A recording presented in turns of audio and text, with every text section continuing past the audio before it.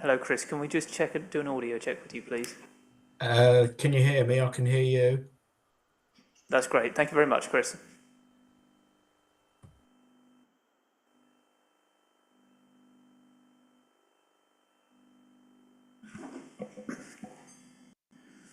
All right. Good evening, Cabinet. Good evening, public and visiting councillors.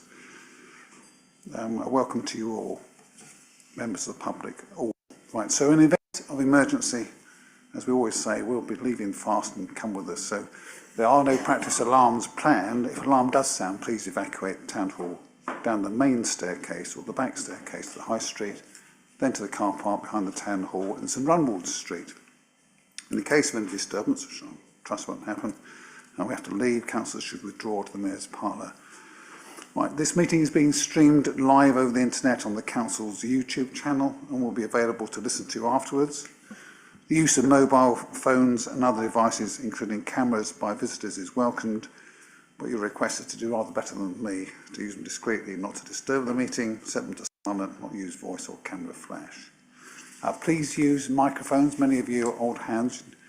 You'll know what to do. And let me introduce the work of the Cabinet. It's the main executive body of the council responsible for day-to-day decision making on all council services, makes recommendations to full council on major policy issues and on the council's budget, which we touch on tonight. The Cabinet is made up of 7 councillors, each of whom is responsible for a particular range of services. Let me introduce myself and we'll go around the table starting with Alison. So my name is Councillor David King, leader of the council. Alison. Councillor Alison Jay, portfolio holder for economic growth and transformation. Councillor Natalie Summers, portfolio holder for communities, heritage, public protection and ward councillor for St Anne's, St John's. Richard Clifford, Democratic Services Manager. Andrew Weavers, Head of Governance and Monitoring Officer. Lindsay Barker, Deputy Chief Executive. Mark Corey, portfolio holder for resources and Wivenhoe ward member. Andrea Luxford-Vaughan, portfolio holder for planning, environment and sustainability and ward member for Wivenhoe. Martin Goss, Marlin Ward, portfolio holder for waste, neighbourhoods and leisure. Paul Smith, portfolio holder for housing, St Anne's and St John's ward councillor. Right, thank you very much indeed. So, urgent items? There are none.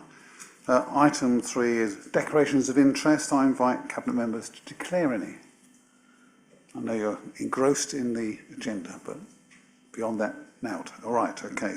Item 4 are the minutes of our last meeting. I invite you to approve the minutes of the meeting 23rd of October. Agree? Agree. Thank you. And then on item 5, we go to have your say, and I'll call them out in the order I have them here in front of me. Starting with Sir Bob Russell. Bob, please come forward. You know this inside out. Thank you. 2 minutes to start and a minute to follow if needed.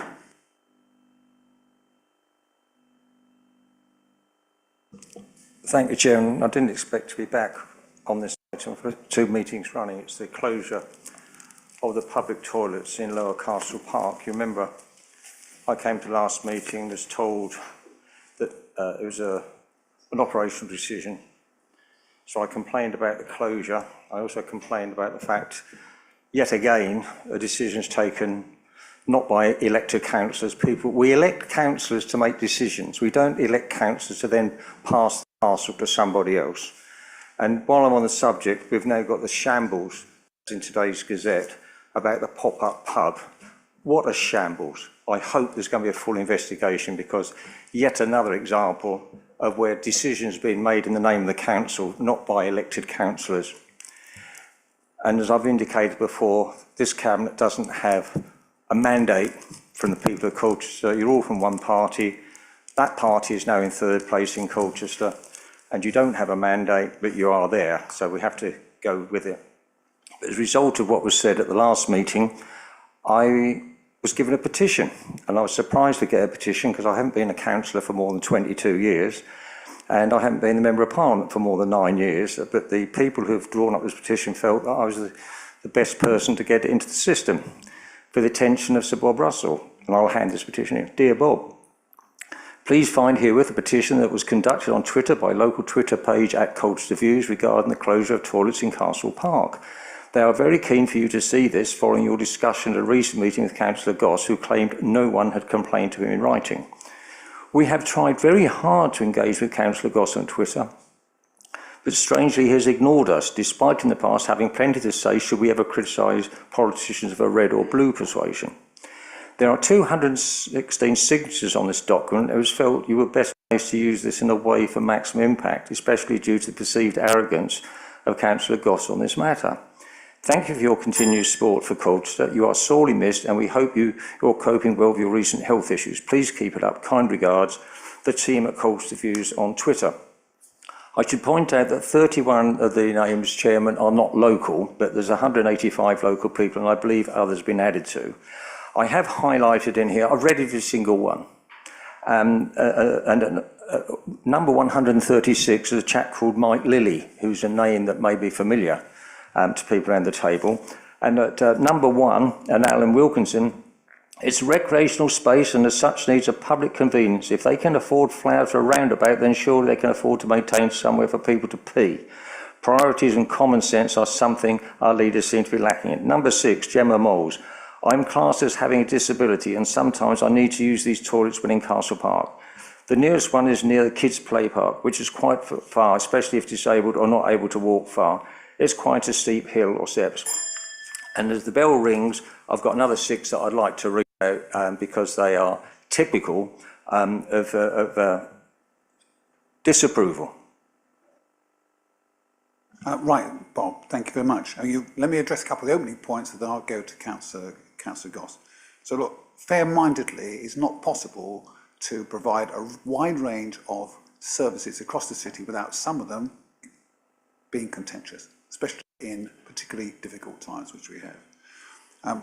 I could quote to you unsolicited, positive remarks about the council, but you probably are not interested in listening to them. So shambles, good news, bad news, it's part of life.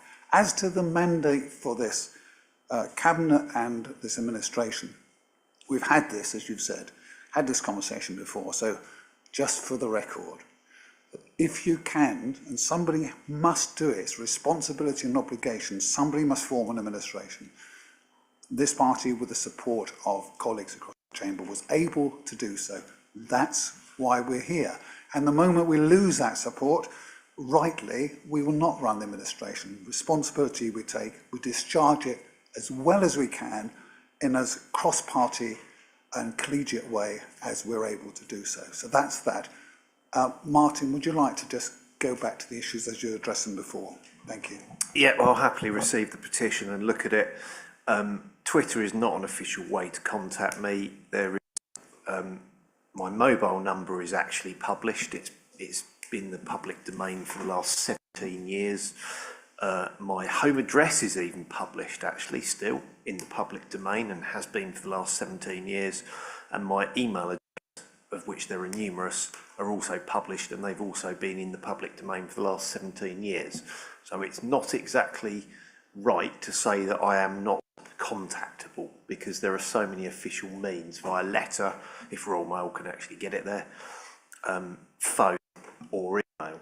So there we go, and of course other means as well. So I refute that. I'll happily take the petition and if there are other ways of moving budget around and we can look to reopen toilets in future, then we will look at it. But at the moment, we don't have the budget to open them. So unfortunately, I've kind of been over this. There are other toilets, as people have pointed out, and also you can use Leisure World, which is flat. And there are toilets in reception, which were upgraded several years ago. But I'll take the petition and I'll look at it, okay? Bob. Mr. Chairman, thank you, Councillor Ross. I'm merely the messenger here. I'm not going to say what means or methods that the people should have contacted the council. All I'm saying is that they decided to bring this petition to me and I'll move it in here, and I've highlighted those which I think are applicable. No doubt Councillor Lilly might want to explain why he's signed up to that. I think it's a question, all my life in politics, a question of priorities. I would say shutting toilets in Castle Park has to be a priority.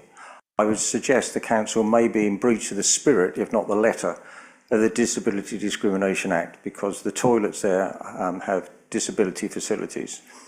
And to get from there to the upper park, either through the steps or the long route, is not compatible.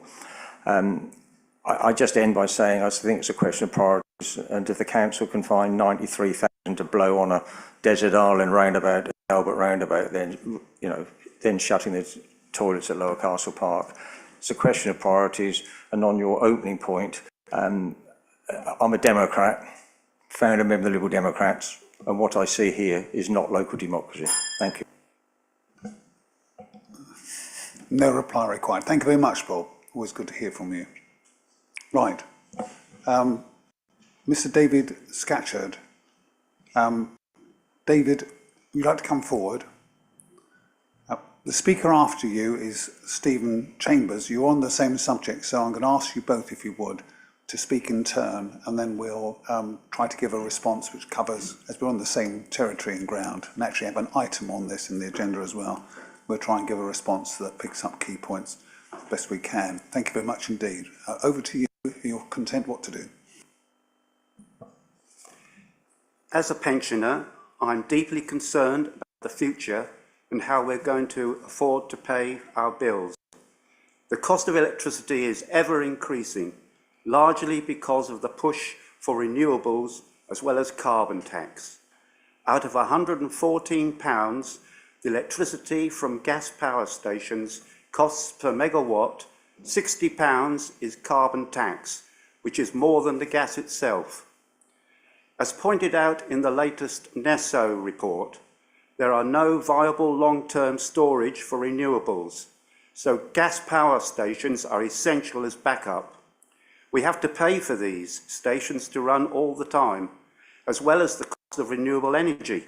We also have to pay for wind power, even when we're not able to use it or store it. And even then, the report says we're going to have the energy rationing and blackouts. It's impossible to ever reach net zero if we have to keep the gas on. And what real difference will it make anyway? Technically, we are still in an ice age. It's the coldest period for over 10,000 years. Warming is not unprecedented. Climate is always changing. I'm yet to be convinced this time it's down to us or that there is an emergency. It seems like a big money spinner and a crazy one at that. Canada, for example, exports coal to China, which they burn in their coal power stations to produce the massive amounts of electricity needed to make solar panels, which then get shipped back to Canada. How is this saving the planet? And what's going to happen to all these panels at the end of life? It costs more to recycle them than to make them. Who foots that bill? I've had a heart condition since I was a child. I was known as a blue baby. I've had multiple surgeries growing up, and I'm due for more soon to replace 3 valves. It's a struggle for me to stay warm at the best of times. Without the winter fuel allowance, it's even harder. How are we supposed to afford all this? I'd like to know how much more taxpayers' money this council intends to spend reaching its impossible net zero goals. And is it really going to make any difference to global temperatures? If you can't prove you're making a difference, then you need to stop wasting money. We've families who are homeless, a cost of living crisis, and no one can afford more council tax increases. At local level, we need common sense and not blindly following the madness of government. Thank you very much, David. It's very wide-ranging, and thank you for mentioning your personal story too. That was rich extra. Thank you very much indeed. Could I ask Stephen, please, Stephen Chambers, would you mind coming forward, please? Thank you very much.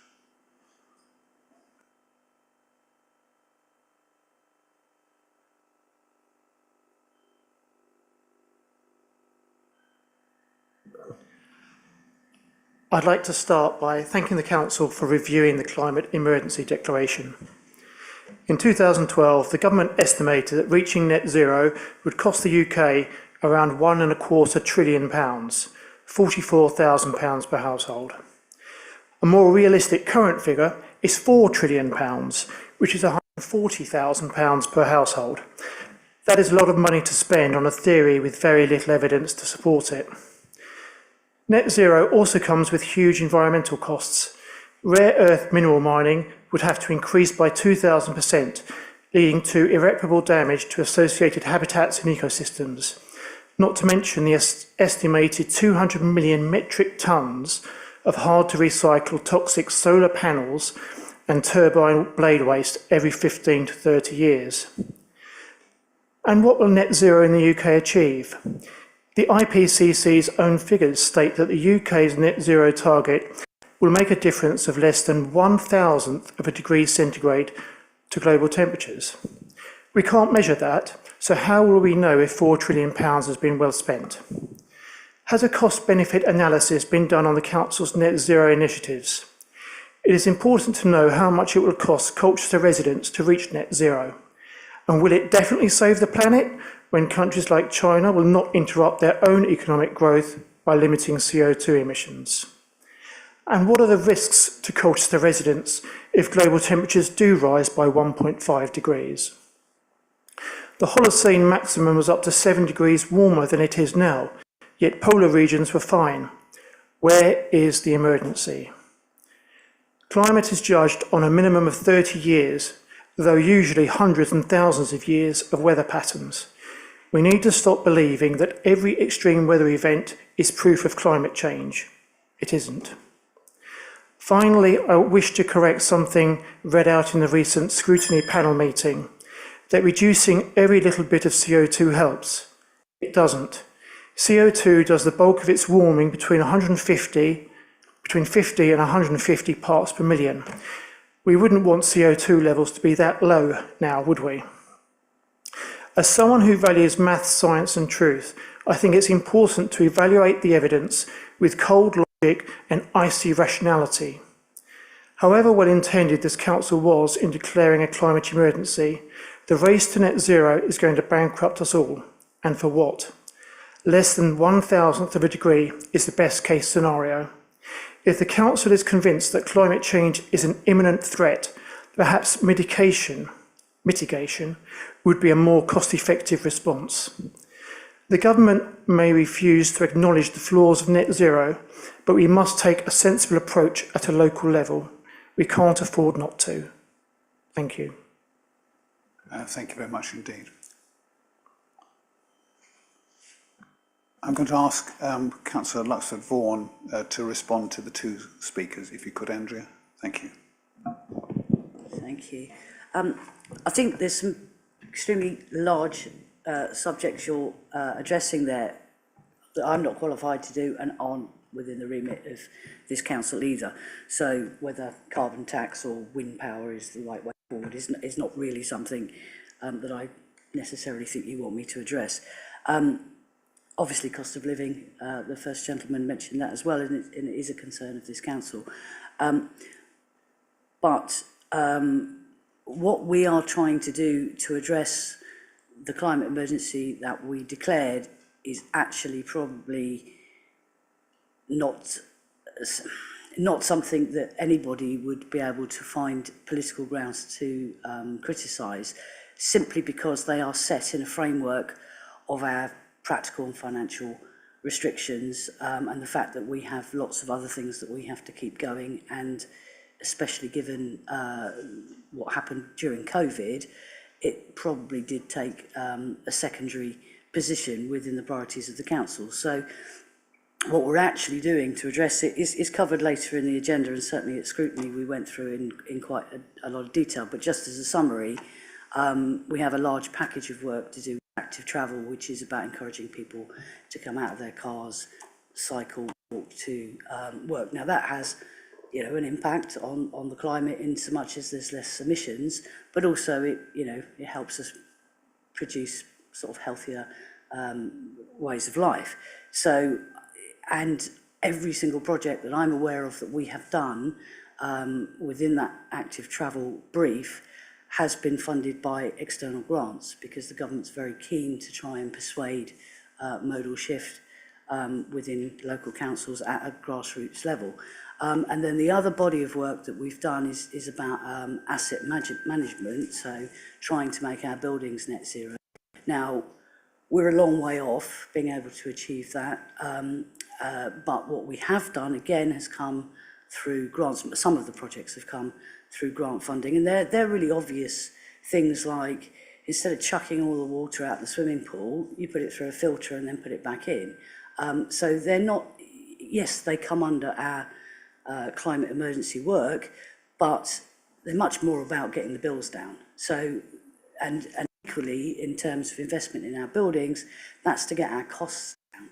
So it's not, even if you couldn't agree that there is a climate emergency, you could agree that it was the right thing for the council to be doing in terms of saving or being prudent with your money.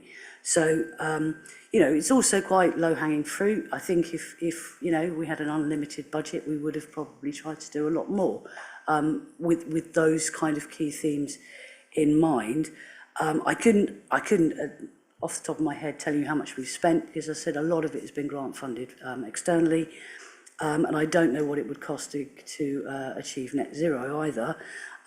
Two things that will come up later that are significant factors currently are there's new legislation coming through heat zones, which seems to be the best kept secret in the world. And if that legislation comes through, we will probably be involved in zoning of those and potentially investment in those.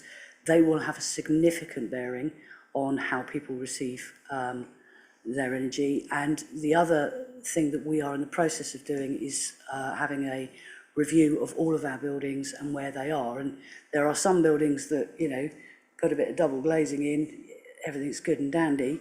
Other buildings where we have to have a much more serious conversation about what their long-term future is.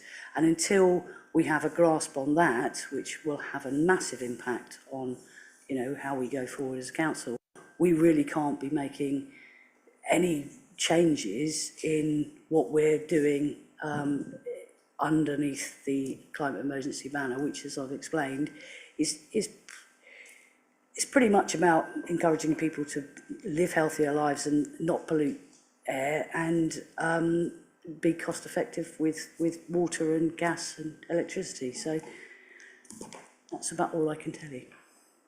Thank you. You have a right to response. I just want to make sure that your predecessor here understands the same applies as well. So, David, if you need to come back on this, but I hope you feel that you've been given as full a response as we can in the time available. So I'll go to you first. Is there anything you want to add as a final remark?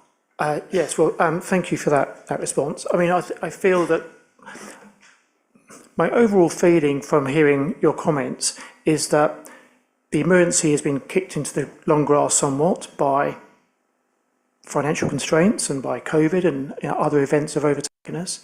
And so if that is the case, which it seems to be, then in what way is it an emergency? An emergency suggests it's the top priority and it takes precedence over all others, and that seems to be not the case. So therefore, it doesn't seem to be, by definition, an emergency. So should we undeclare the climate emergency and say it's not a climate emergency? You're not treating it as a climate emergency, therefore how can it be a climate emergency? So let's do away with that. I like what you're saying about efficiency and improving the efficiency of the buildings and reducing the costs, and that all makes sense, and that sounds like business as usual, and it's to be encouraged. But to come back to my question, I would very much like to know the costs and benefits specifically relating to the climate emergency measures that don't overlap with normal business as usual. If I could help on that, the paper to which you've actually made reference yourself does set out in table 4.3.4 for the sad amongst us, which is page 9. So there's a list of measures and their costs and the carbon reduction benefits. So we do have an established published position, but we won't go beyond that today. But thank you very much for your remarks. Thank you. Okay, I'm sure I'll call David. I am, absolutely. I'm going to do that now. David.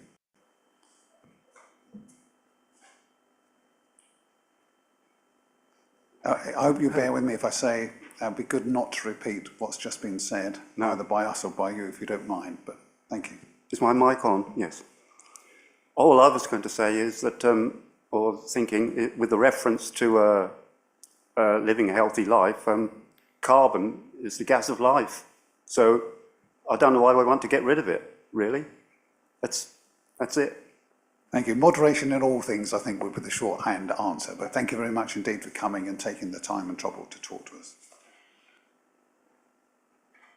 Right, Councillor Tim Young. Tim.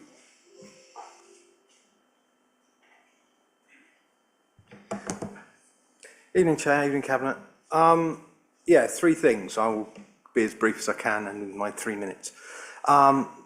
Next week we will all come to full council and bring our donations, no doubt, to the food bank collection that Councillor Arnold, I think, is organising with Lynn Barton.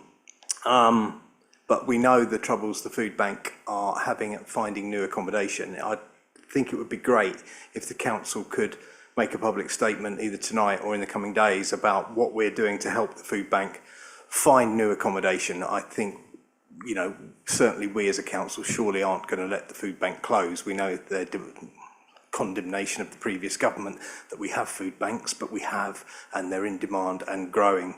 So it would be good. I know the council has done a lot to try and help them find accommodation, but I think we need to make that public because I don't think that's coming out. So if you could do that tonight or in the coming days, that would be great. Next subject is Middle Mill Weir. On the 10th of December, it will be the first anniversary of the collapse of the weir, and I think there's a protest being organised. I think there's frustration all round that it's taken so long, and the Labour group shares in that frustration.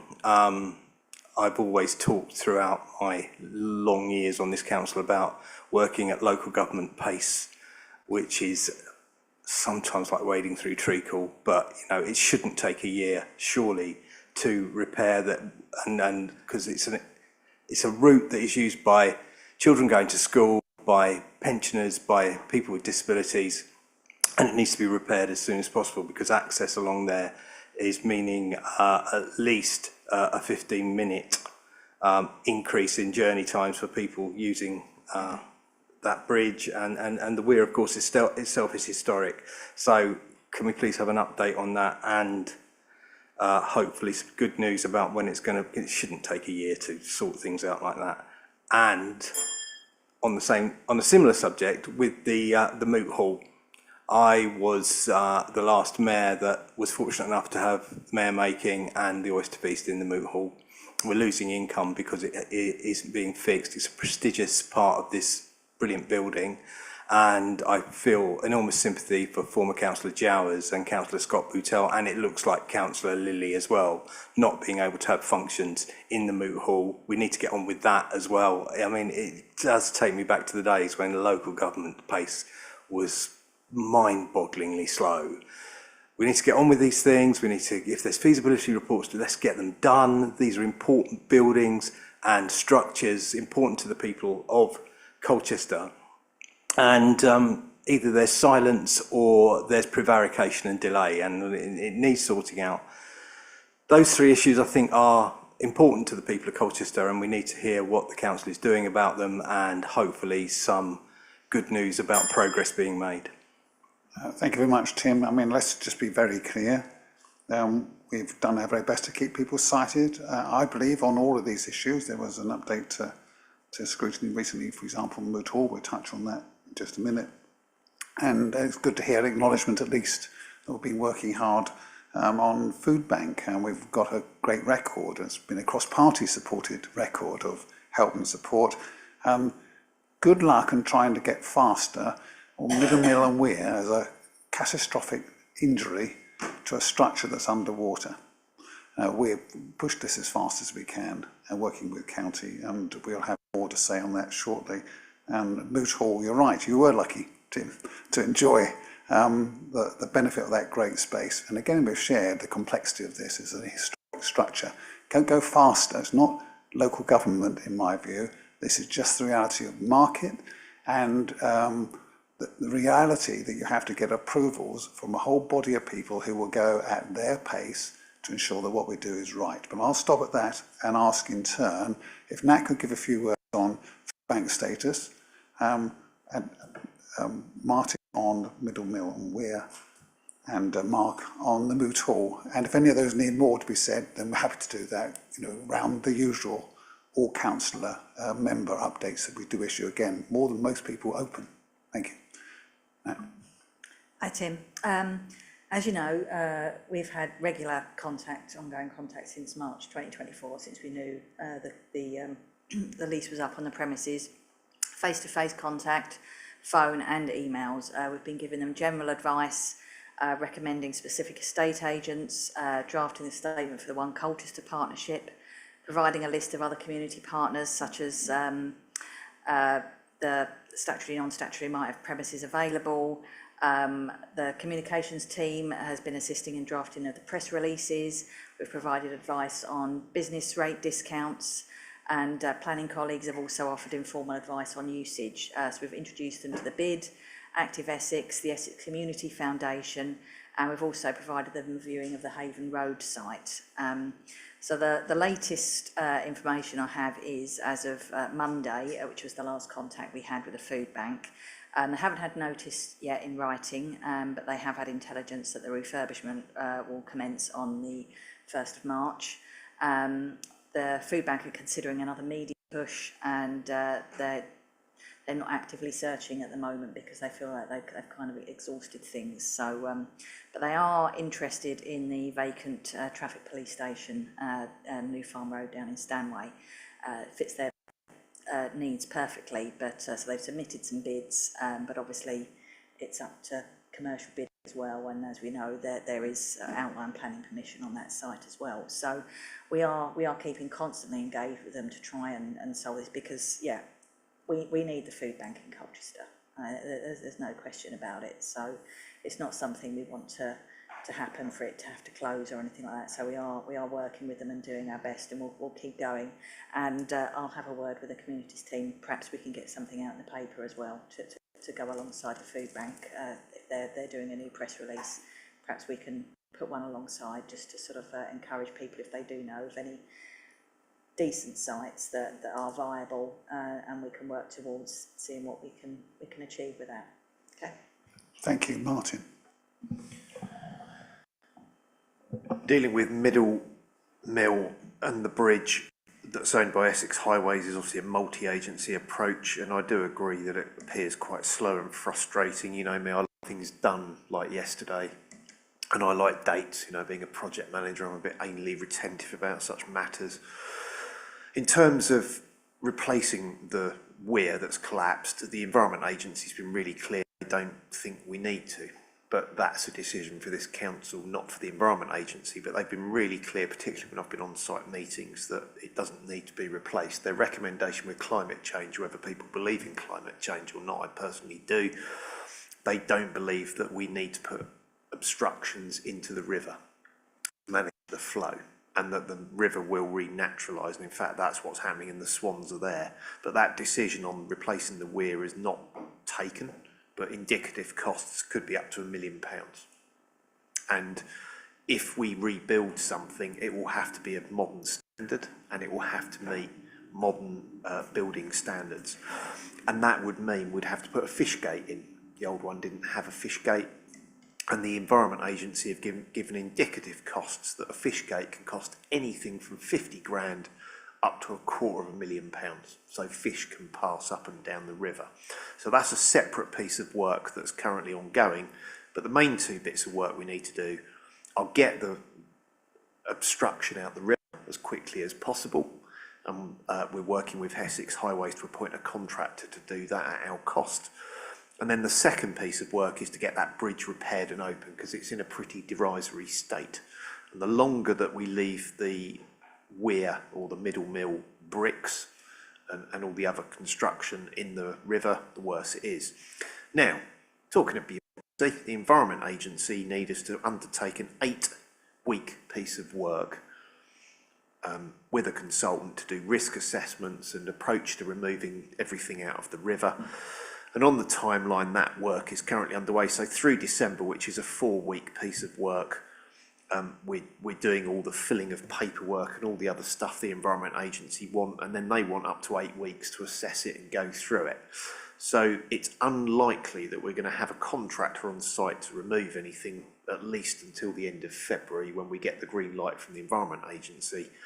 And then probably March, April next year will be when everything gets removed, and then Essex Highways needs to come up with an approach and a timescale for getting the bridge repaired. But from having had extensive structural, including penetrative radar scans, to look at the actual metal inside the casing of the concrete, so it hasn't to check whether it's got concrete cancer or not, there is absolute work to be undertaken. There's no question. That bridge cannot just be reopened. It needs quite extensive structural work. The other bridge that we've looked at, which is owned by Colchester, is the Cricket Club Bridge, and that is not in a fit state for public use. That's why it's closed, and there would be significant work required, including bringing it up to the latest health and safety standards on height of barriers and all sorts of things. This is the problem with dealing with archaic structures, because whatever you do to them, you have to use the latest standards of health and safety, building standards, etc.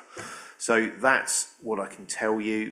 It's fair to say that this has got my foot up the backside of the whole project, because I want this doing as quickly as possible. But at the end of the day, we have to follow what the Environment Agency tells us in terms of process and timescales. So that's a full update, and we will publish more as we know it.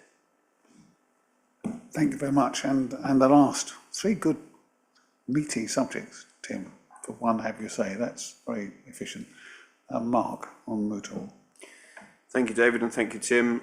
I'll try and be a bit quicker, and it's more positive. Hopefully Mike Lilly will be up there as Mayor in the Moot Hall. We have been, of course, doing all the surveys we needed to do, but we did run some work concurrently with the contractor. We had as the preferred contractor to get in and start doing preliminary work, so that has begun. We are hoping that it will come under budget, under the £1 million budget that we set aside, and yeah, hopefully Mike will be able to use it in the new year. Around springtime, there was an update that went to scrutiny last night, and what I'll do is I'll ensure that that update gets put into a version for a whole council update, because members are obviously interested in the Moot Hall and using it, because further to the fact of it being a wonderful place to be in, it's also a good rental venue for us and for Colchester events. So it is also at the moment not being used to bring in income. Once it is fully repaired, it will be back bringing in income for the council and the companies again. Tim, thank you. You've got another minute, haven't I? Yeah. Thanks, Natalie. That's really helpful information. I think that needs to, as you say, get out in the public domain about how we're doing, and hopefully we can find somewhere for the food bank to go when they have to leave their current premises. Martin, I do take on board what you say about you like things to be, you're frustrated as we are. Well, you know, if anything we can do, then tell us, because I think you realise as well that I'm one of these people who doesn't let the grass grow and wants to see things done. So, you know, let's try and get on with that, because I think people are getting very frustrated, and maybe that needs communicating better as well. Mark, that is good news about the Moot Hall, because it's a marvellous space, isn't it? And we need to get it back open to the public. It belongs to the public. They ought to have access to it. And so I'm grateful for the good news. It is a shame it's taken so long, but I understand about historic building, listed building. And again, thank you for the offer that's going to be circulated around all members. I think Councillor Davidson raised it with me recently about what was happening, and so I think maybe those members who aren't privy to this information do need it. Thank you. Thank you very much, Tim. Councillor Paul Dundas.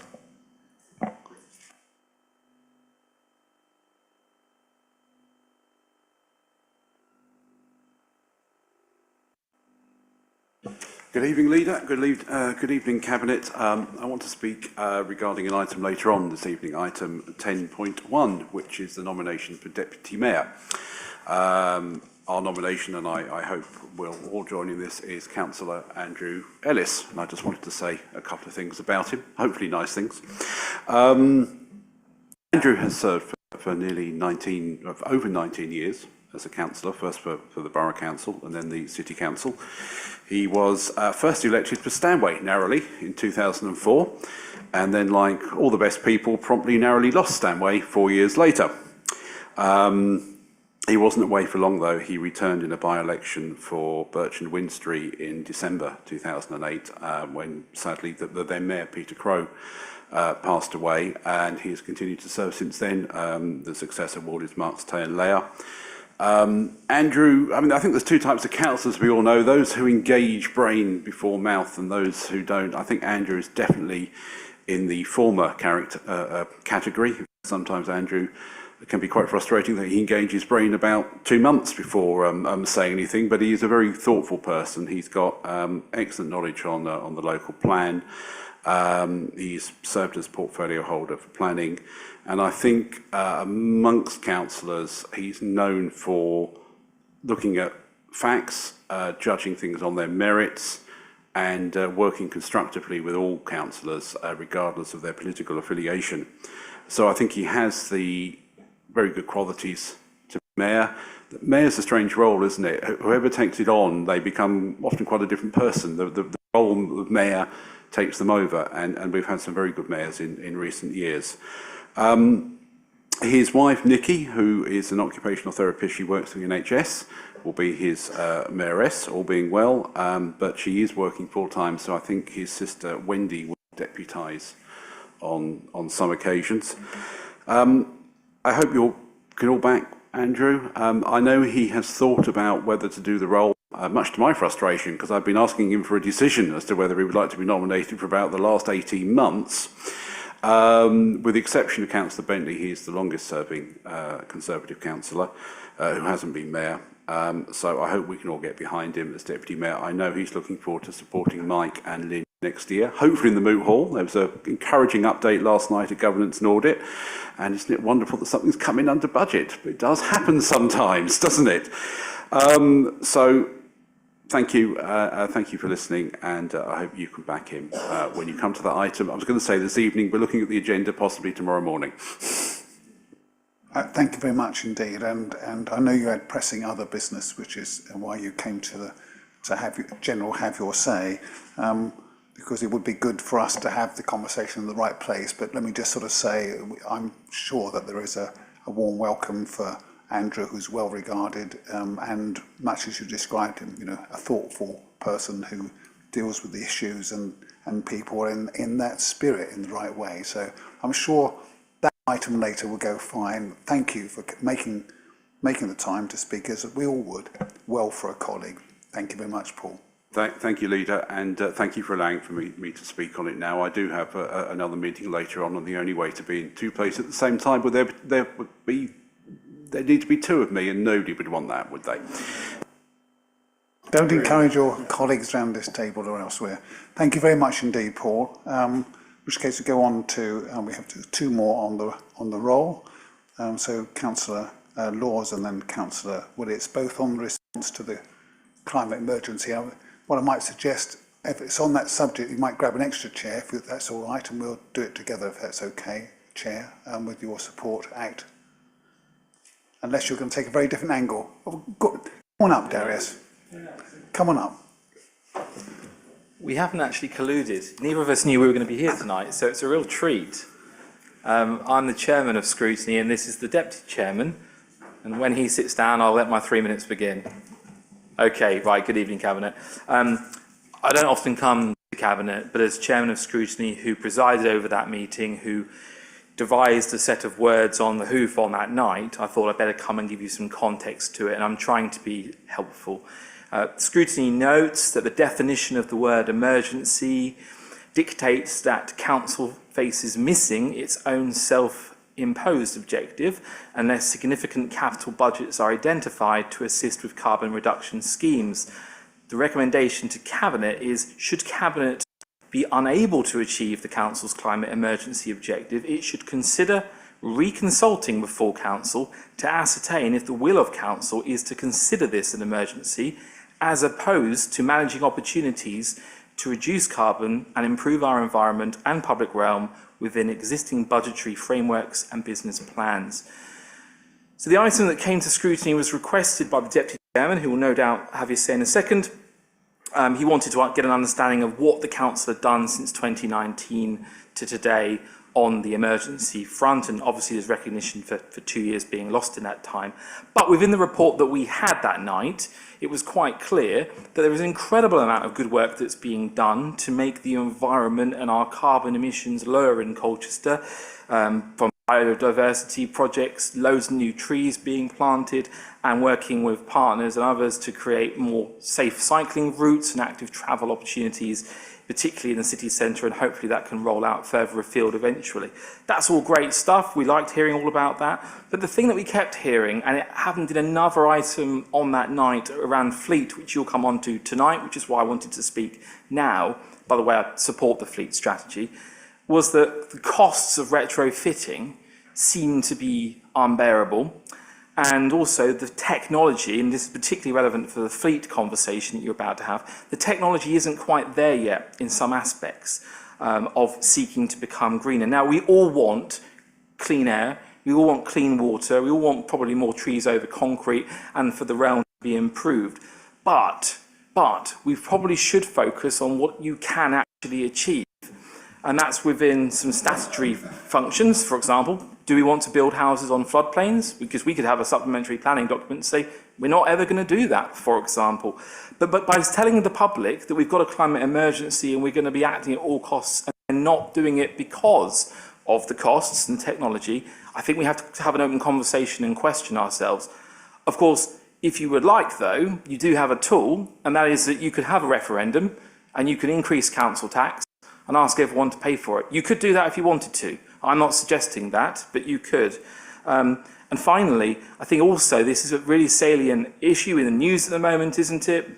With the car manufacturing industry and discussions over 2030 versus maybe what's realistic, pylons in East Anglia, etc. But the reality is, in the council chamber, there are now more councillors in there that weren't there in 2019 when we voted for a climate emergency. And so I think you do have perhaps a legitimacy concern, and you might wish to seek clarity on, is it the will of full council that they accept this as a climate emergency and you need to be moving at pace? Because I know for a fact that there are councillors in that room that would not vote for the motion that went forward in July 2019. So I'm trying to be helpful, and if there's any takeaway from this, I would say be cautious, be realistic, be focused, laser-like focused on what you can actually achieve in this room. And let's not get all Ed Miliband about stuff, because we're seeing in the news this week how wildly unrealistic he is. Let's not emulate that, please. Thank you. Thank you very much indeed, Darius. And as chair, you led a genuinely cross-party. We had the chair of the Environment Sustainability Committee there as well. It was, from my perspective, and Andrea and I, talked about it at the time and later, a good quality conversation, as it was thoughtful, and as you've summarised it just now. If I give you perhaps a closing set of remarks and address your recommendation in a moment, I think it'd be right to hear the Vice Chair, if we could. Thank you. Thank you, Leader. I firmly believe that what's on the label is what you should find in the tin when you open it, and that is not so when it comes to climate emergency. You'll recall that 5 years ago, we approved unanimously the declaration of a climate emergency. And as was just said, much useful work has been done, and it's listed in the order paper, and it makes quite impressive reading. An environmental panel was established, the carbon emissions have been reduced, there are annual plans to make sure that we have a sensible reduction, and there are a range of environmentally friendly plans and projects which are going on, and we've even won as a council national awards on what we can do with a sensible budget on protecting the environment. However, I would argue, Leader, that it's all been climate business as usual. It's not an emergency. There is perhaps only one emergency in the council, and that's Councillor Smith's problem with housing at the moment. Certainly not the climate issues. And therefore, the council has had a marked reluctance to engage in any climate preserving projects which would have had an increased cost to the council and which would have slowed down other projects which the council was undertaking. And most of the projects which we've done on climate emergency have either been financially neutral or, even better, have actually been financially positive for the council. And that has shown a very sensible approach to this particular issue, but short of an emergency. There's clearly been an avoidance of any serious expenditure on climate emergency projects. Significant costs would have caused significant impact on the way the council works. In 5 years, though, one has to say we've not done much on fleet to get it down to zero emissions, although we're beginning to look at it this evening.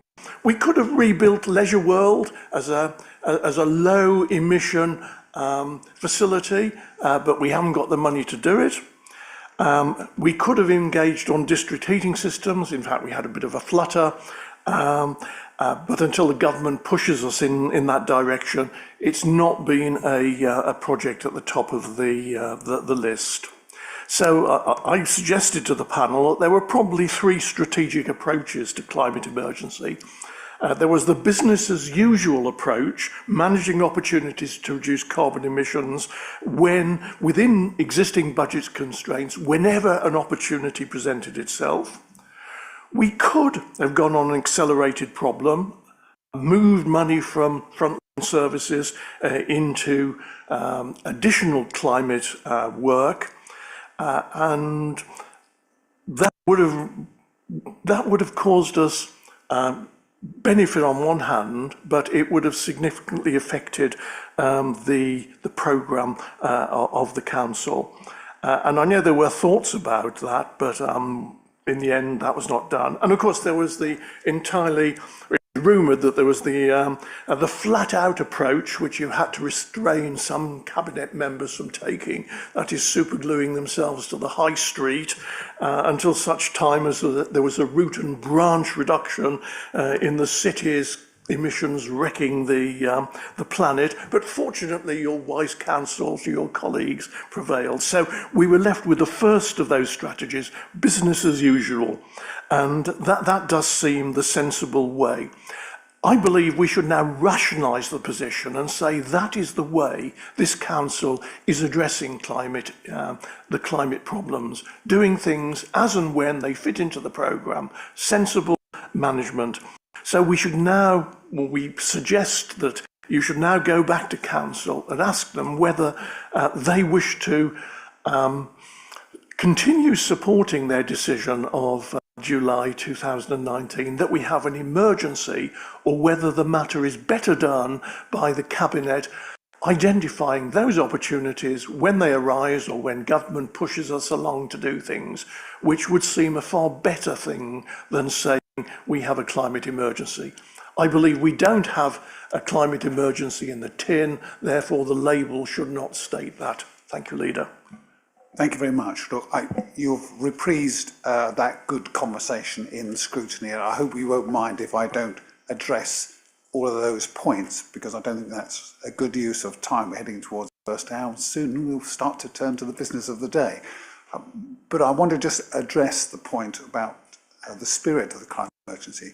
That sense of crisis, one gets used to it, but that sense of crisis emerging was what drove that climate emergency declaration. And it's the spirit of that which should actually, in my view, still have real relevance to our decision making, and I think it still does.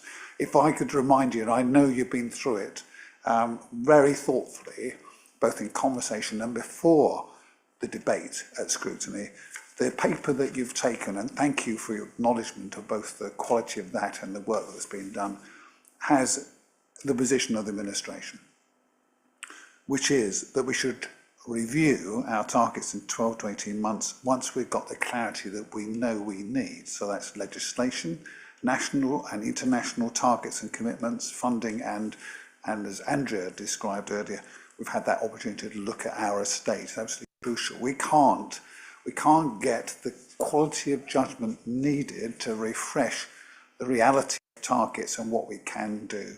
So we can always address the language, it's absolutely right, Councillor Willetts, we could, but that I think would be a better conversation. And if necessary, yes, then that's a decision to take at the time. We would go back to full council and would have a cross-party conversation, again in the right places. So Environment and Sustainability Committee would be that right place in my view. So I really want to just, on behalf of Cabinet, thank you for the thoughtfulness, taking the time and trouble to come here and reinforce it. I hope that there's no doubt about the motives were absolutely as described, about ensuring we take stock of where we're at and look ahead. For the responses, we're going to take stock in the course of the coming year. That will always be shared and tested. That will be the time to make a decision about how we then address the language of and the way ahead. Thank you both very much. Thank you very much, Cabinet. Thank you for receiving us tonight and for putting this on the agenda. It shows how the function of council can work really effectively. I have no further comments for this evening. Thank you. Thank you both very much. Right, we can now turn to the agenda, the first item of which, item 7.1, is a really significant one. We talked about emergency as well. Balancing the books, is something that's vital. Let's use that word. I'll turn to Councillor Mark Corey and to other members of the Cabinet as required. Thank you, Leader. I'll just stress that this is an emerging draft budget proposal, so still open to flex, and we are waiting for the local government settlement from national government. I believe we do have Councillor Sunnox to speak, so I'm happy if you want to call him first and then I can speak afterwards. Thank you. William, please come forward. Thank you.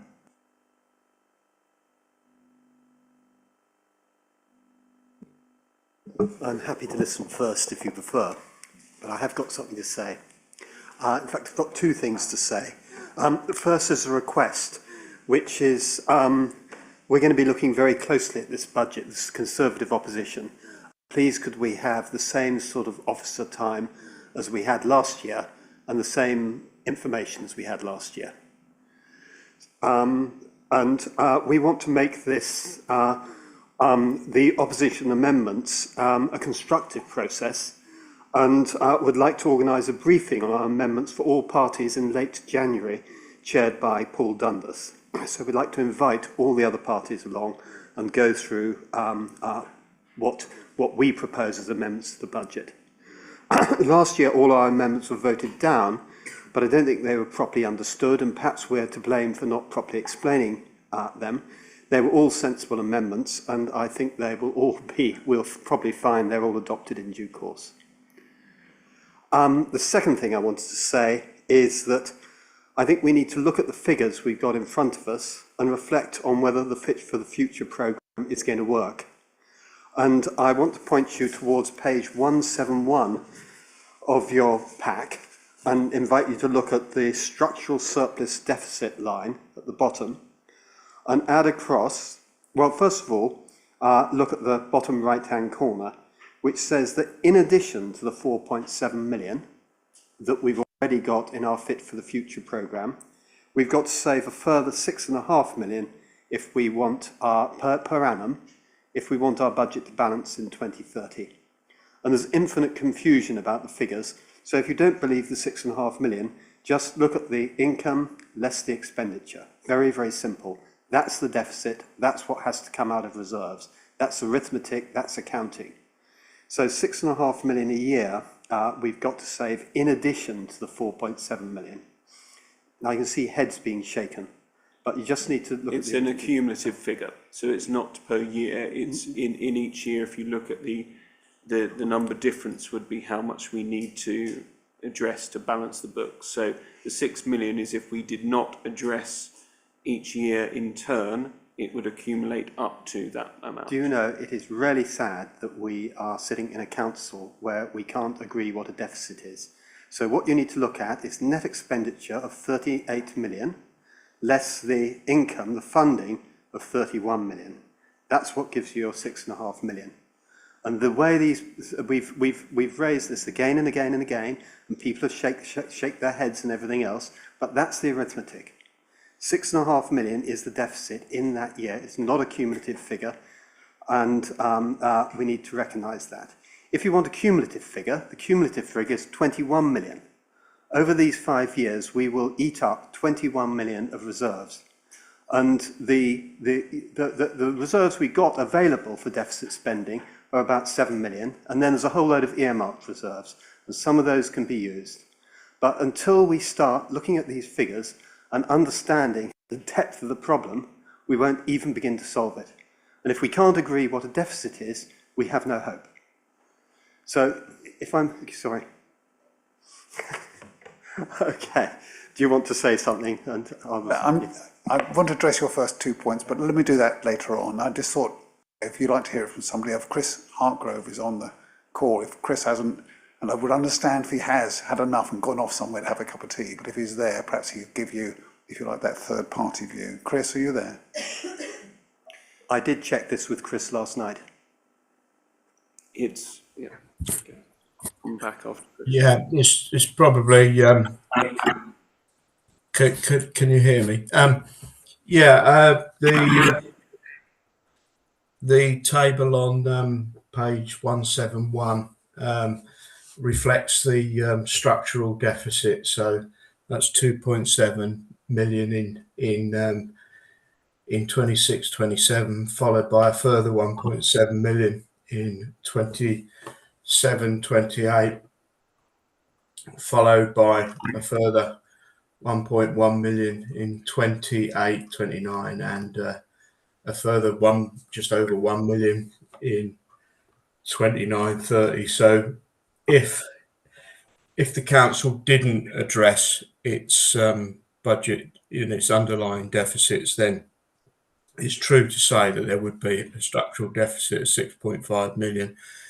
However, I must stress that that's, with a balanced budget, legal balanced budget requirement, that's quite an unrealistic scenario, and I would expect, and this is what the document assumes, that the council addresses each and every deficit as it goes along, although it does have the flexibility, of course, to utilise reserves in the short term as a one-off to smooth the way to securing base budget savings. Thank you. Might I just help Mark?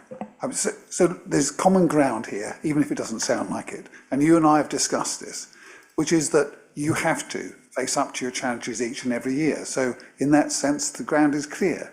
Each year, as described here, we have to ensure that we balance the books. Only that way can we avoid, and we're required by law to do this each year, balanced budgets year on year will resolve that problem. But you're right to point out the scale of it, and this administration, by cross-party, is aware of that scale. We've been very open, so if Mark will bear with me for one moment more, we've been very clear. 25% of the budget was the headline. It will do for now. In terms of money to be saved, income to be raised, that is a very clear declaration of challenge on which Fit for the Future has made a brave start in the context of all the cost pressures that we've discussed, and we'll need to ad nauseum elsewhere. I'll stop at that, William, and give you back the helm for just a moment, but this is not scrutiny. It's question and then a fair response, and we'll pick up your first 2 points as we close. Thank you. Just go on. Good. I think we've addressed it, and I think we've got the answer to my next question, which is: are you going to use up reserves, or are you going to make savings? The answer is you're going to make savings. So we got 4.7 identified in the Fit for Future programme. We've got another 6.5 million to do within 5. You've got 5 years to do it, but it's a big chunk. And what's more, not all the 4.7 million is identified yet. So it's a huge task, and to a certain extent, I think I'm helping you by pointing it out. Now, The question is, will the Fit for Future programme, or the approach that the Lib Dem administration is taking, will it deliver those sort of savings? And the simple answer is, I really don't think it will. Instead of saying, how do we do less, which is what our chief executive keeps on saying, I feel we're salami slicing, or rather you're salami slicing, and that things will go wrong. I'm worried that frontline services will be starved, public toilets close, phones go unanswered, waste uncollected, verges uncut, while the bureaucracy consultants and complicated networks of quangos will thrive. To illustrate my point, I've been tracking staff numbers. Over the last 5 years, they've gone up, not down. And it's the same whether you look at the council or Colchester Borough Homes or combine both with CCHL. And whether you take, do you mind if I just finish? Or whether you look at headcount or full-time equivalents. So this is despite endless management talk about cost cutting. We'd like to see fewer and better paid staff and a much more focused organisation. I could go on, but please consider whether Fit for Future approach will destroy the council's reputation without solving its financial problems, and we need to identify where we can actually do less. And it's not too late, and it'd be lovely to have a budget we can all agree.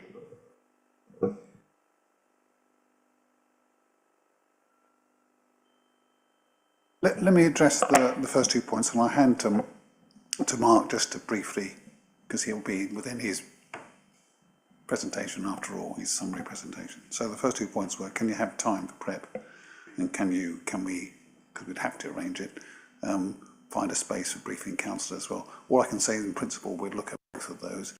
I would just say to you though, and you should know this because you see more of them than most do, our financial resources are thin and very, very stretched. And that is shown in the preparation of materials for us as the administration and for yourselves as the opposition. So it's going to have to be a balance. We'll do what we can. We're asking for 8 hours. Well, bear with me. Let's not have the debate about the hours. Right?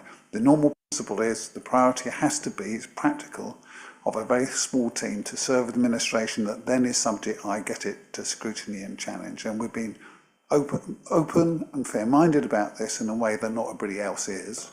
We've done it in a way that I think gives us collectively, including our hard officers, some credit. We'll do what we can, William, on both points. That's all I can say to you.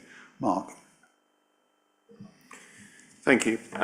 So we aren't too far apart in terms of Fit for the Future. We do talk with officers about how that has to continue to go deeper and broader. And there will have to be less done, and there will have to be less staff to do that. So we still have to continue down that line. I would say that local government finances up and down the country have been left in quite a state. I'm hoping this new government will listen to making sure there's investments where local government is creaking, and that often actually is the top tier authorities at the county level who have even more on their plate with adult social care costs, for example. But going back to the budget, just to make absolutely clear, on the sort of expenditure and deficits, we need to cut down in terms of expenditure, which accumulates over the year, and we need to address those deficits over the coming years as well. And we will do that, so we will not end up with a deficit of 6 million. But people have to understand, councillors have to understand, so I do appreciate you talking to it, because it is important, that the costs and the income do not add up. Therefore, our services cost money, and we need to understand where we can find further efficiencies and where we have to reduce some levels of service. Councillors have to be realistic about that. We have to communicate that with our members of public as well, our residents. We can also do it with the members of public. We can do it with our community and parish councils and groups where we can look to enable people to do work where the city council perhaps could not. Overall, the budget is around £30 million of net expenditure that we can adjust. That takes out the movements to and from national government in terms of benefit spending, council tax and business rate collection. We only get a proportion of that to keep ourselves.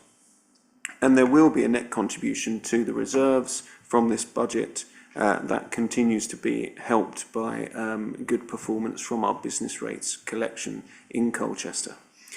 As I said earlier, we have this as an emerging draft budget because the local government statement will come later in December. We hope for some goodies under the tree, but I'm not sure our budget will change dramatically as a result of government spending. We will look for support in bids towards affordable housing, and I'll touch on the housing revenue account a bit later. We welcome member input. This is a draft budget. We welcome input at an early stage from councillors across the chamber, whether that be Lib Dem or the opposition groups, as well as Labour and the Green parties. So we are happy to listen to councillors' ideas and any opportunities to make efficiencies and savings. Appendix A and B set out the revenue expenditure. Appendix C sets out the capital expenditure and programme. The capital expenditure and programme is around £39 million over 5 years, which includes 17 million for 2025-26. That also includes money towards the town deal projects and the levelling up projects, which we hold as the banker for those projects. And that is sometimes why we see our capital programme larger than perhaps what we directly spend on. We also have included the HRA capital programme in here as well, and we have announced to councillors that that capital programme for the HRA, which stands for the Housing Revenue Account, is under review, and in the interim we have reduced down the projected forecast of borrowing and spending by £22 million over the 5 years. So we did talk about that as councillors. We did talk about how that was an ambitious programme, and Councillor Smith can definitely address that if he would like to going forward. So that is outlined further in Appendix E as well about the HRA and giving greater clarity. The medium-term financial forecast is also set out in Appendix E, and it shows where, sadly, where we hope to have a surplus in 26-27, that has now changed to a deficit as well due to rising costs. So again, we have more to deliver through Fit for the Future. We have more to deliver in increasing income, hopefully with the Moot Hall open, hopefully with better returns from our other commercial projects. We will see a brighter future, but we are getting on with the detail here, Leader. We are delivering a budget that will be balanced and will support services, frontline services as best as possible as we continue to deepen the Fit for the Future savings programme. Thank you very much. I ought to let William go. William, is there any final remark? I'll give you a final remark, dear boy. You know I wouldn't resist it, Leader. The first thing is the 25-26 draft budget has a contribution from reserves, not to reserves. We're getting our signs all mixed up because of the way this is presented. So it's a 1.8 million deficit. If you look carefully and add the figures up, that's what it is. The second thing is staff numbers still rising, and we've had all these years of talk. We need an answer on that little bit. And the last thing is, what will we stop doing? Is there anything that we're going to stop? We know, we said in our budget amendments what we would stop doing. But what will the Lib administration stop doing? Thank you very much indeed, William. We will have clarity about the numbers, what they actually mean, because some of this is an issue of movements. There are some of the changes that people are well aware of through Fit for the Future will bring significant reductions in staff as well. So, but it's a fair observation, and it's one that we'll have to be able to talk through with understanding across the chamber. So thank you very much for coming, for your remarks. I know we're going to be, I fear sometimes, but I'm sure I look forward to it as well. We'll have some more long conversations around the detail here. And thank you very much for your time tonight. And we'll go back to the agenda. Thank you. Mark, thank you very much for walking us through the headlines of a complex budget, making very plain, as you have, that this is early, confirmation of government's position on funding, which is crucial. And we know we've got lots of work to do, but before I say any more on that, and we'll close when we can, to Paul Smith. Councillor Paul Smith, I know you want to pull out some of the story on HRA. Thank you, Leader. Yes, I do. And of course, as I recall, I was very pleased to hear Councillor Willett's words talking about the emergency we were facing on housing. He's absolutely right. But one of the things that the budget that was put forward by Councillor Sanks in his amendments was to scrap funding that we were going to use to build new affordable homes for rent in Colchester. And with over 400 families, 430 families now in temporary accommodation, I really think that would have been a bad decision to make. First of all, in terms of the impact of the people of Colchester, but secondly, in financial terms, because every family in temporary accommodation costs this council and the taxpayers nearly £1,000 a week in accommodation if they're in expensive bed and breakfast. And the government has frozen the amount we can claim back since 2012. So long ago, there was even Lib Dems in the cabinet in those days. So it's a very long time ago, isn't it? I'll move on to what we're seeing on the housing revenue account. We have had to make difficult decisions on what we're doing on the housing revenue account. We're working very hard, and we've taken innovative work, for example, in the Beyond the Box project, where we have taken advantage of surplus university accommodation and have got 70 families from temporary accommodation moved in there. Much better quality accommodation, much better support. No longer are they scattered over Colchester and indeed neighbouring areas, but they're being concentrated in one area where we can help and support them, close to facilities, close to shops. That is a real achievement. I would be doing this if it cost us money. The fact that it's actually saving us money, and this is saving money on the general fund, not on the housing revenue account, shows what we can do by working in a coordinated manner to tackle the problems. And I'm very pleased to look at the housing revenue account and say, we've made big strides over the past few years. We've moved to a much more effective system for our new properties. We're charging affordable rents rather than social rents. That's a 20 or 30% less discount on those rents, but still at the level of the local housing allowance, which sadly the government has yet again failed to increase. That's causing a lot of issues for the people of Colchester, but we're tackling them with what we're supporting in the housing here. And what I'm pleased to say is that we are actually making a net capital contribution to reserves in the budgets that are proposed here, being able to use revenue money to support capital, to invest for the future, to see projects like Elfrida House, or indeed like what we've seen happen in Mary Frank House in my own ward, where we fitted energy efficient systems, solar panels, heat pumps, powers, devices that will save us money in the long term, and being able to fund it. So I recommend this as a very good draft of the budget, but is it perfect? No. And will it change?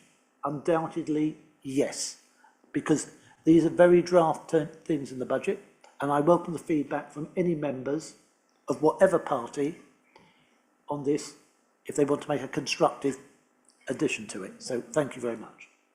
Thank you, Paul. And actually, I know that you have listened to colleagues around housing you've taken on board, for example, some observations and conversations with Councillor Sonics amongst others.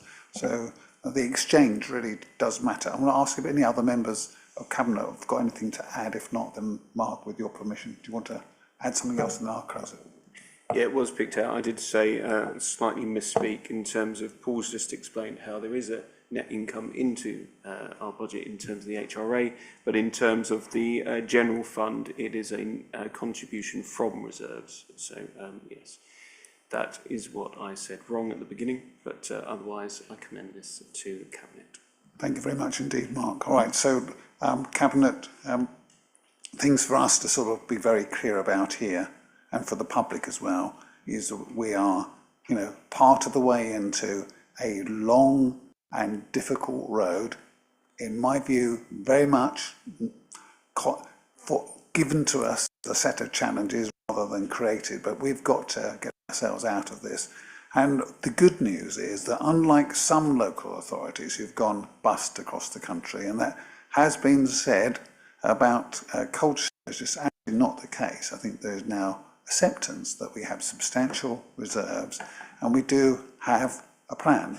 We now have to make sure that that plan, working cross-party, including alumni and leaders of the past, very open to review and contributions of every kind, that plan is deepened and directed and delivered with all of that follows in terms of challenges for service and delivery. We have to make sure we will, that we deliver a budget that is balanced year on year while still following through on some genuine ambition and improvement for the city centre. It's a neat balance. There's a long way to go. So look, I commend the start of the conversation 2 months earlier than we normally would. Look forward to contributions from every party and from each of you around the table by working with officers of the council and our partners. Now, are you, Mark, are you content that as described in the recommendations? Yes. Are you content? Agreed. Thank you.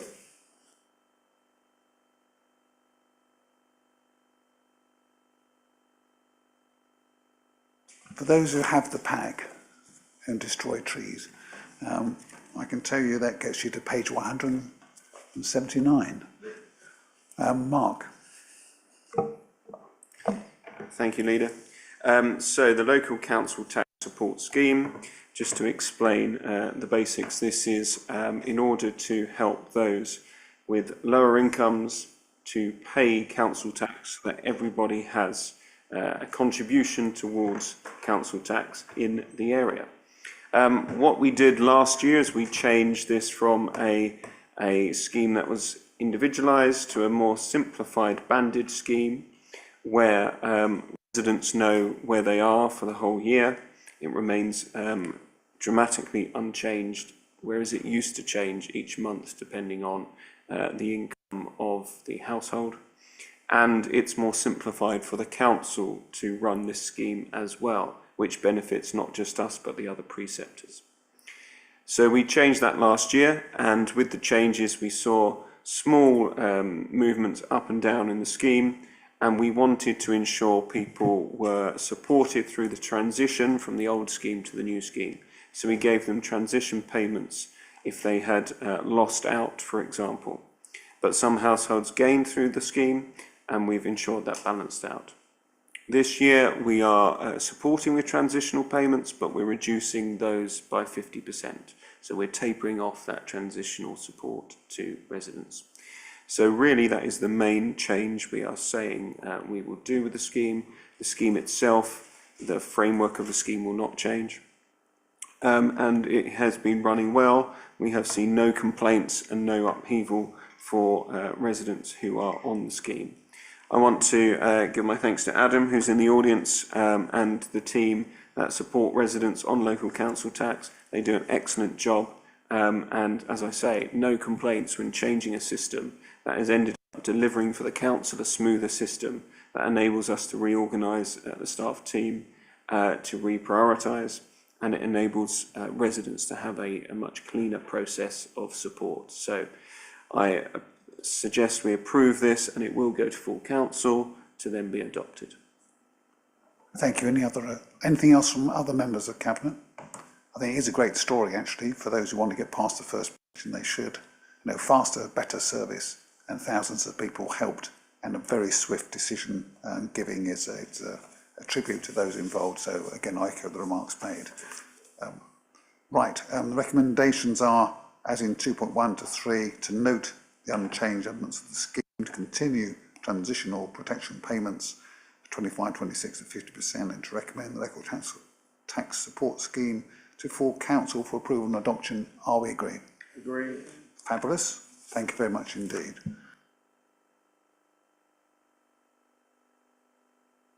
Seamlessly, we go on to item 8.1, and the author of this, Philip Sullivan, is in the room, the Housing State of the Nation update. And Philip, you and your team, Colchester Borough Homes, do a great job for us here. And actually this is yet another of a series of documents that a very complicated housing regime, nationally and locally, gives some real clarity of the changes in policy and practice. So I know you'd like to say words before Councillor Smith picks up the reins. Thank you. Thank you very much, and good evening, everyone. This is the latest State of the Nation update, and you'll see the topics covered in 1.1 of the report. Perhaps if I can highlight a handful of the topical issues and provide a couple of relevant updates. Particularly relevant to the budget, 30th of October budget, there were some important housing announcements. 100% retention of right to buy receipts now permanent. Right to buy discounts will return to pre-2012 levels. That has actually now happened. That's now in place. The government also indicated that they would consult on a 5-year rent settlement of CPI plus 1% for social landlords, with the potential for that to be extended. I'll come back to that in one moment. Excuse me. Implications for Colchester include that the proposed rent settlement, it will certainly ease the pressure on the HRA, but whilst very positive, the rent settlement won't fully address the housing crisis and the pressures arising. Pressures, for example, from regulation, retrofit requirements on HRAs, including here in Colchester. And there remain very many barriers to building new social homes. As well as the changes to the right to buy discounts included in the budget, a consultation has now been launched by government that is looking at wider changes to the right to buy, including on the period that a tenant needs to live in a property before they can purchase. That consultation was launched on the 20th of November. Then to touch on homelessness and temporary accommodation, perhaps the biggest issue is what wasn't included in the budget. Because the government hasn't uprated local housing allowance rates or updated the housing benefit subsidy rules covering temporary accommodation, which is still tied to 90% of 2011 LHA rates, there will remain a significant temporary accommodation financial pressure for Colchester, as well as for many, many local authorities. And it creates an unsustainable financial position and will be subject to further lobbying by the City Council. And then I mentioned about the rent policy. The consultation has now been launched. As well as proposing a 5-year uplift of CPI plus 1%, the consultation is seeking views on an alternative length of settlement up to 10 years or a rolling 5-year settlement. Implications for Colchester are significant, and working with the portfolio holder, we will be responding to the consultations and lobbying in the interest of the residents of Colchester and the sector. And then briefly, in terms of 4.5 of the report, the Grenfell inquiry, if I can highlight the important lessons learned from the Grenfell inquiry. The report is focused on housing, this update, but the lessons learned go much wider than housing. Whilst we must never be complacent, I would suggest that the City Council is in a very strong position from a housing governance perspective. And then finally, if I can highlight in 4.6, again on homelessness because of the current pressures and challenging circumstances, the Parliamentary Public Accounts Committee has announced a new inquiry into tackling homelessness. It's underpinned by the National Audit Office Value for Money report published in July and previously reported to Cabinet. The Public Accounts Committee inquiry comes at a time when many local authorities, as we've been discussing, are experiencing extreme financial pressures arising from temporary accommodation costs. But just to add to earlier comments from the portfolio holder, to put a human perspective to that, I can advise that as of the end of October, 363 children and 327 adults were living in temporary accommodation supported by Colchester City Council, including 66 children and 182 adults in bed and breakfast. And again, the issue not announced in the budget is the 90% of 2011 local housing allowance rates haven't been uprated. I'll pause there, subject to the portfolio holder or any questions or comments. Just for noting. Thank you. Thank you very much, Paul. Thank you. Yes, I too will draw attention to some of the stresses that we're now seeing in the housing market coming from the impacts of the budget.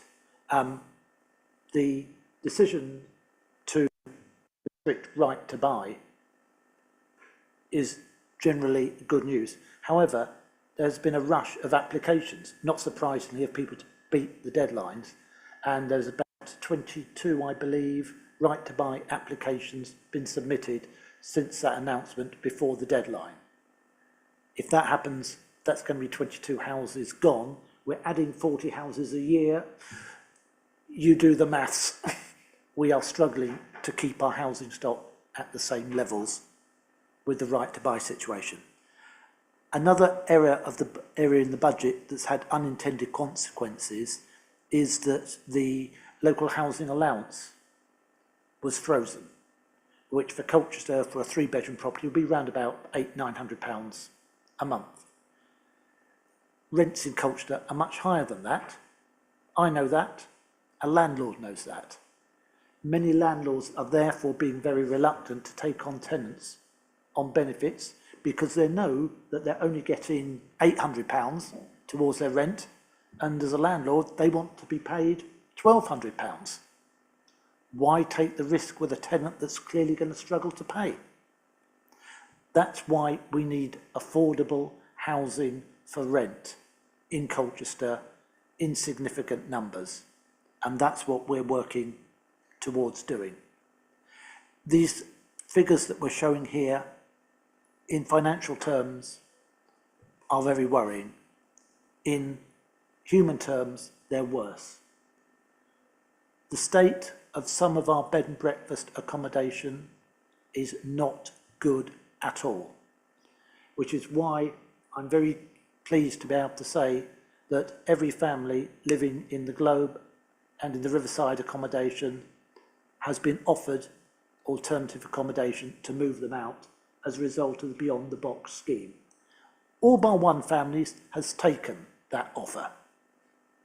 That surely says something about the quality of the service that we as a council are providing to some of our most vulnerable people. Because homelessness is something that can happen to a lot of people. It may not be because of a landlord. You may be fleeing domestic violence. There may be other reasons. You may, as one of my families in my ward had, they'd lived in this property for 11 years. They'd always paid their rent every day, not missed a thing, but the landlord decided to sell the property, issued them a Section 21 notice. They were left with a situation of where could they go? These are the difficulties that families up and down our city are facing, and I'm pleased to see that we're trying to do our very best to tackle them. And I think, in all honesty, the contribution that this council has made, particularly by some of the initiatives, are amongst the most effective in the country that we've seen, and we've certainly had interest from other areas looking at how we've been tackling the problems and dealing with the issues. But it is a very difficult situation, and it's something that we do have to bear in mind when the local plan comes up, and there are plans to build houses in our areas, and our residents are not going to like them, but we have to think that there is also a duty to those 400 families. And if we could be clearer that the houses that we're building are going to be helping to deal with the affordable rental housing problem in Colchester, I think it would be a lot easier to sell the fact that we've got to build more houses. I'll leave it at that. As a Thank you. Any other brief remarks from colleagues? Mark? I just wanted to come in and really thank the portfolio holder and Philip in particular for their work, and to thank their teams. You've given a very good human sort of understanding of it as best as we can. We can't fully empathise and sympathise unless we've been in that situation, and luckily most of us have not. I see it from the financial end and the unbelievable costs, the difference between the support we get from government and the rest that we have to pay as council taxpayers. And I think it's really important that we communicate to residents that we are supporting people to have shelter, to be looked after, not as perhaps bed and breakfast suggests in the best accommodation, but in the most emergency shelter we can provide.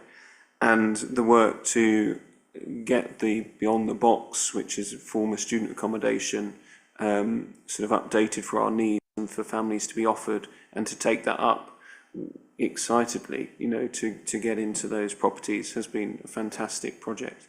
And I think, Philip, your leadership is always calm and logical and thoughtful, and I want to thank you for that. I hope you can ensure your organisation continues in this situation where you are really squashed, really squeezed between the rock and a hard place, but you are doing your best. So despite criticisms and despite issues that you will face and residents will face, keep doing your best. Thank you.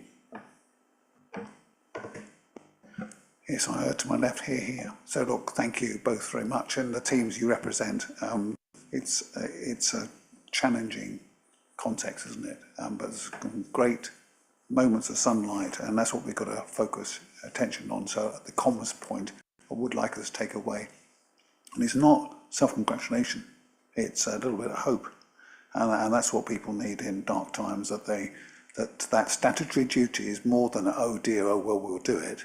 There are hundreds of people who are devoted to handling people in the most difficult of circumstances. When people talk about priorities for local government, well, you know, this is up towards the top, is it not? So thank you all very much indeed. Cabinet, we're asked to note, do we agree? Agree. Thank you very much indeed.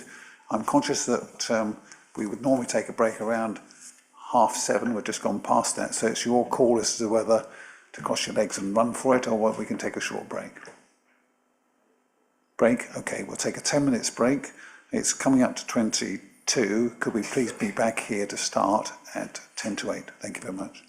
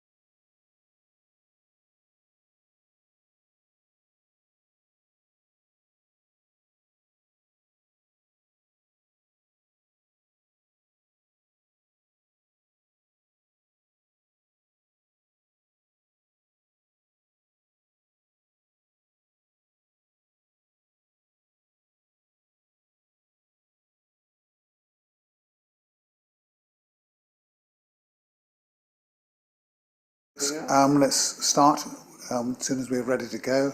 Robert, if you just let us know when you're...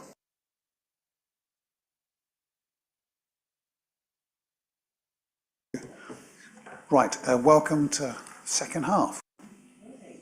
Hopefully it won't be like Manchester City's experience last night. For those who watched the highlights, he said. Right, item 8.2, and in goal for the housing team is Councillor Paul Smith. Paul, we've got Military Road Housing Development, but we've got our visiting councillor, William Sunnox. William, would you like to come forward and we'll listen to you first before we roll into this. Thank you.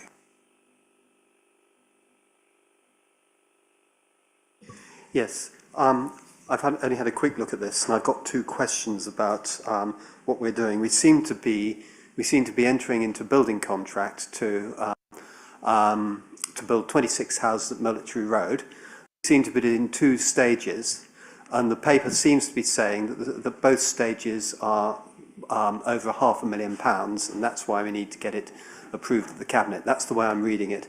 Correct me if I'm wrong. I haven't spent hours on this as I've spent on other things.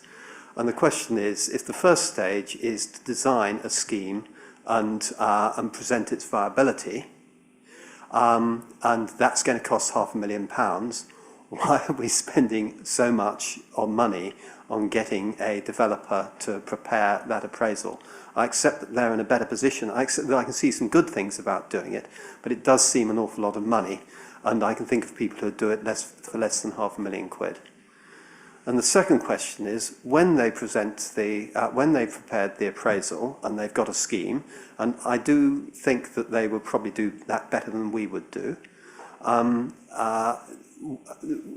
what does viable mean? What are the assumptions that they're going to be encouraged to use? And what are we going to be happy with? And how are we then going to put it through the Cabinet or through the portfolio holder, or somehow get a look at the further decision to actually press the button and build the things? Right, thank you. Look, a couple of remarks before we go, and then I'll ask Paul to respond to this. So we have these discussions in different fora. So a lot is done well by our staff. We were talking about this earlier. Cost effectively with this kind of practical social conscience that actually is widely held. I think by you also, William, if I might say this, that affordable housing really does matter. So we need that context before we dive, if I may say so, into the detail that this is the right thing to go and do. Paul, would you talk to this? It is tendered, it is commercial, it is based upon good practice and practical standards, I think, and fixed price I was pleased to see as a buyer. Over to you. Thank you. Yes, this is the approach that we are taking on this one, to use the same contractor for the design and for the build, because otherwise you could run into a lot of trouble where I design something and then when Natalie comes to build it, she points out that there are various slight flaws, and therefore her fixed price contract is no longer valid, and she'll need at least 3 times as much to do it, to correct all the mistakes that I've made.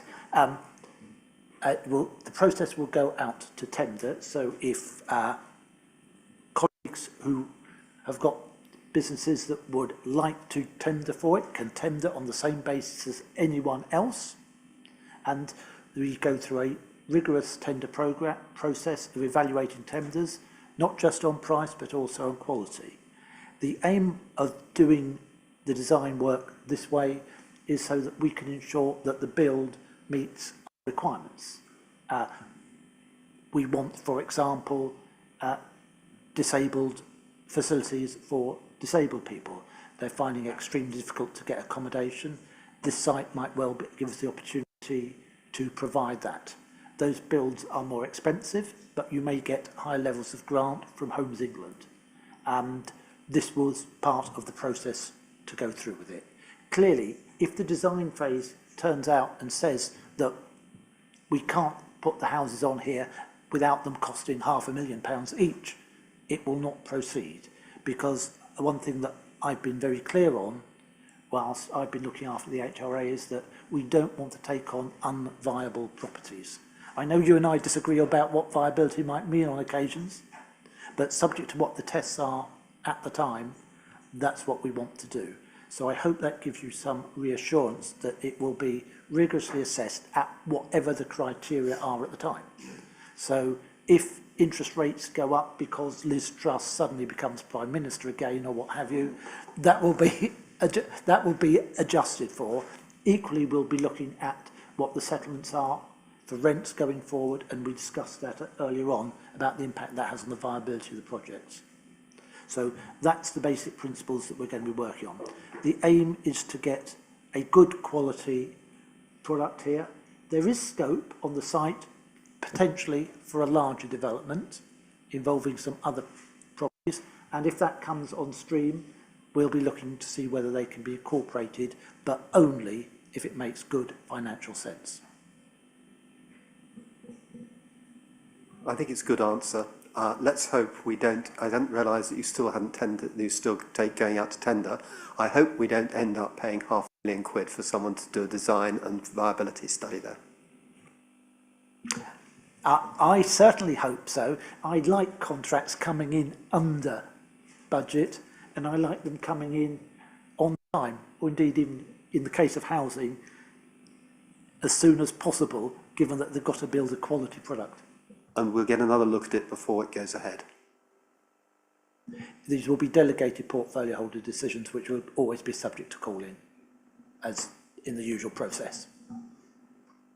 Thank you very much, William. And, there's a general observation we should need to keep making, which is the discipline of price, commercial terms, tender, is we have to see that applied with rigour everywhere we can, and avoid what happens, I have to say, almost everywhere, which is messing about with that design.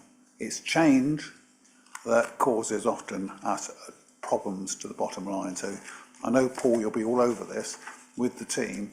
We've got to make sure that what we say, we then and they follow through on. And in that sense, William, that's a public promise, isn't it? As it should be. Thank you very much indeed. I will just point out, it does actually say in section 1.5, the portfolio holding decision will be subject to call-in as a key decision. Is there anything else, Paul, you or others would like to add on this? I would like to thank the input I've had from ward councillors on this project as well, that they've been putting forward very helpful suggestions as to what sort of facilities are desperately needed in that area and how it might fit in with some other developments. Thank you.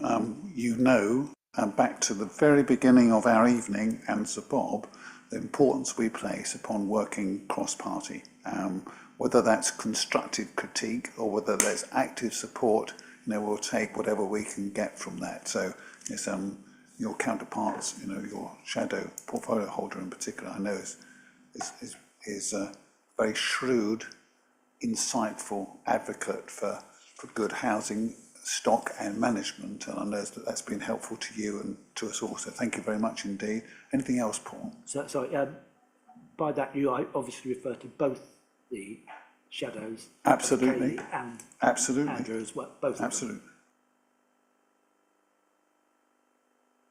Try not to draw a pen picture because they would look rather different, we can agree. The recommendations are on 2.1, 2.3. Nothing's meant by that remark, Paul, so don't worry. Are we agreed, Cabinet? Agreed. Thank you very much.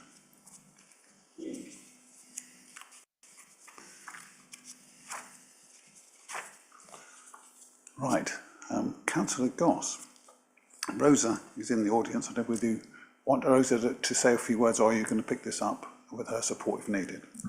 Yeah, I mean, this has been through scrutiny. This is part of the waste strategy work that, again, has been through Cabinet, has been well documented, and we know that we're moving forwards with a new collection service. So this is to supplement that, because to deliver the collection service, we need vehicles. So as part of that, this is the 5-year fleet replacement plan, where we're going to be replacing vehicles each year. Procuring some new vehicles to deliver the new service, but also retiring older vehicles. So over the course of 5 years, we will spend 11,179,000. We do take into account the climate emergency because we will procure the cleanest, greenest vehicles in a cost-effective manner at various times. Technology changes. I've talked before about electric dust carts are just not fit for purpose. Some councils went ahead and bought them. They don't work. We're not going to be that naive. We have a good strategy here on how we achieve that.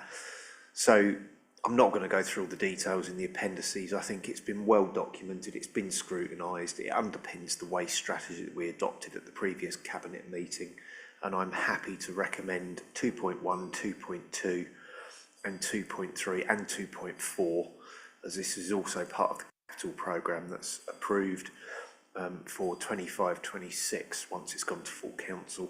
So happy to take any questions. If not, happy to move forwards to get approval for 2.1 to 2.4.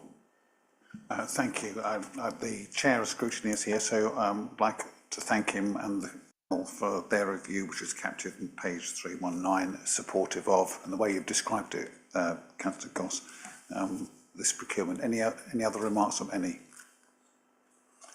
Are we content? Agreed. Thank you very much.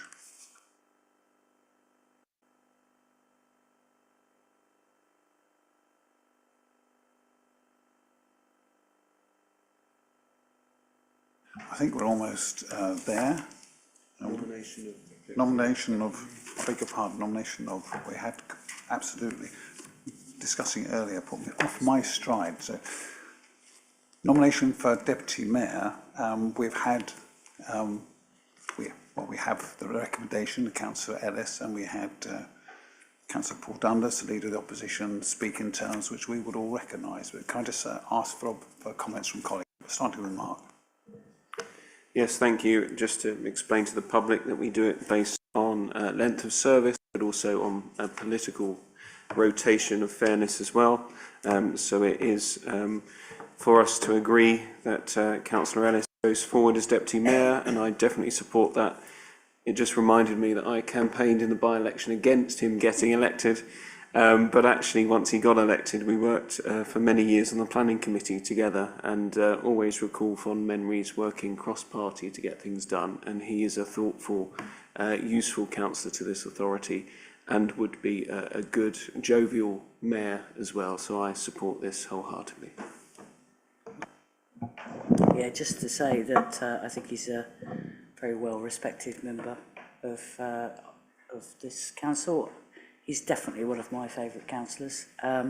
Despite the party he belongs to, I find him incredibly balanced, very knowledgeable and very supportive, having left the role of the work that we carry on doing.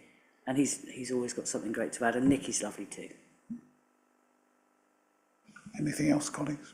Yeah, I think he will be an asset, and he certainly has cross-party support, so I think we should endorse and allow him to enjoy what will be left of whatever mayors come before the government ravages all the councils in the UK. Absolutely, yes, there's a thought. Ravaging doesn't sound too great, but I'm with you. I hope that Andrew will allow himself the moment to go and watch this, because it's not often your peers have the opportunity to say with a little generosity, but actually not that much, because Andrew Ellis is a great bloke, and he will fill this role in the spirit in which we've all touched on, and that's the thing that distinguishes our time on this place. It's how we are with each other, and he's a great colleague. He shares his thoughts and his feelings in a very fair, balanced way, but he's got heart, and he puts his heart into this place, and I'll be very pleased to echo the remarks of others, as you say, cross-party. Paul. Yes, I also like to pay tribute particularly to his work on the housing front and the way in which he's championed the almshouses movements. He's been really effective in trying to get them developed and built up in his wards. And yes, I too, Mark, was campaigning in that by-election, and I've got a horrible feeling I was probably also campaigning in Stanway when he lost the election. But I don't think he holds that against me too much. I think I was still at school, so I wasn't helping in that one. Please, no ageism, pointing out each other's flaws. We'll be here for quite a long while. Are we content to close on that with a support and agreement to the nomination cross-party? Agreed. Okay, that's great. And please pass our very best wishes, Darius, on behalf of your group and us all here tonight. Thank you very much.